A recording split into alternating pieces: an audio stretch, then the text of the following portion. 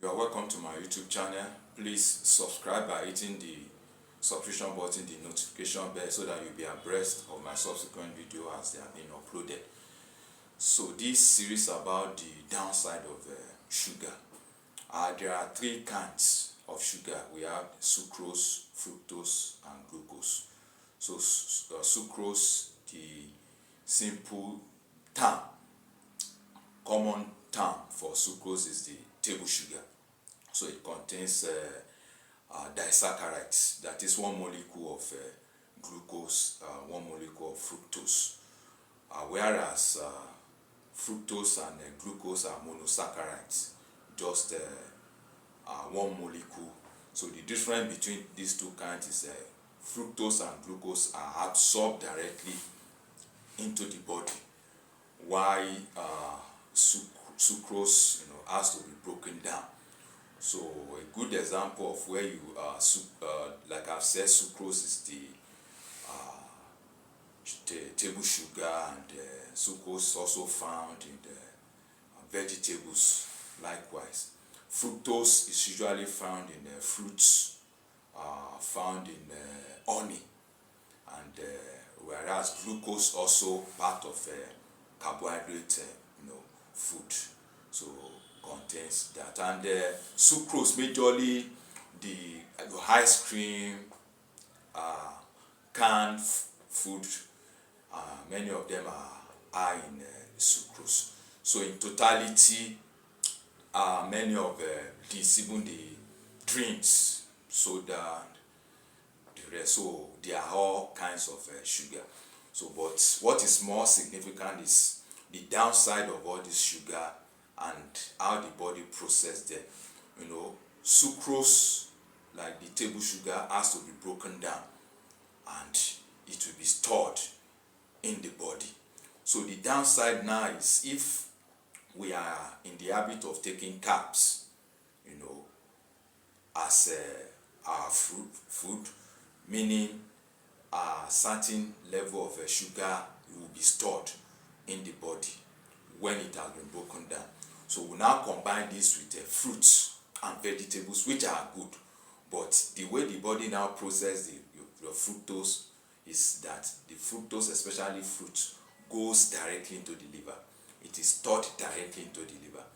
So you can see now that you have a carbohydrate-oriented food as breakfast, but to make it healthy, you took vegetable, which is sugar, you took fruits to digest it, is sugar, the carb itself is sugar.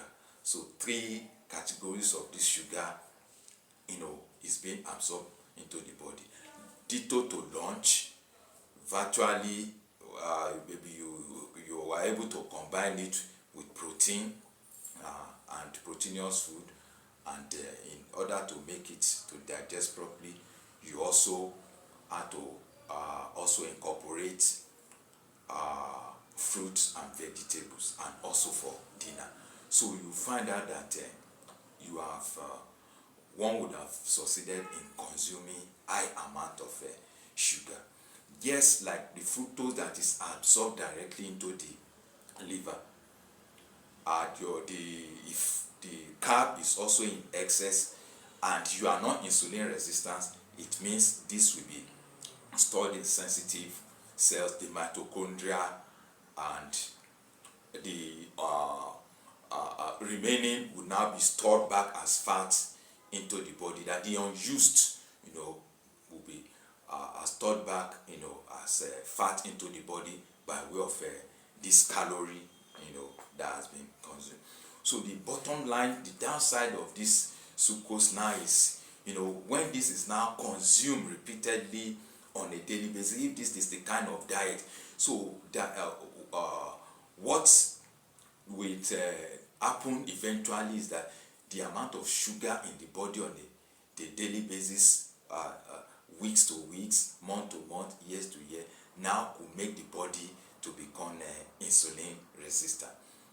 Why vegetable is good, fruit is good, carbs also give energy.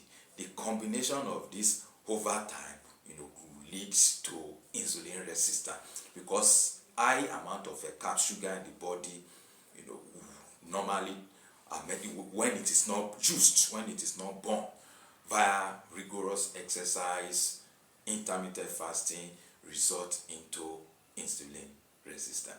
So the takeaway from this video is that why carbs is good, it is give energy, is part of the macronutrients, the three macronutrients: carbohydrates, protein, healthy fat is good, fruits is good, vegetable is good.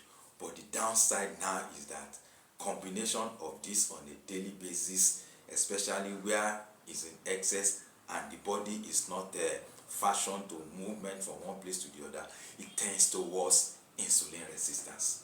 So as good as this is, what is now very fundamental is that we have to manage this judiciously. So why fruits is good? So what I would recommend is moderation of fruit, especially when you have eaten a carb-oriented diet, maybe as breakfast. Then you want to incorporate fruit, maybe one piece of banana, maybe it's not too bad. Then the lunch protein, you want to combine with your protein to also have vegetables, so that you don't combine the protein with vegetables and with fruits simultaneously.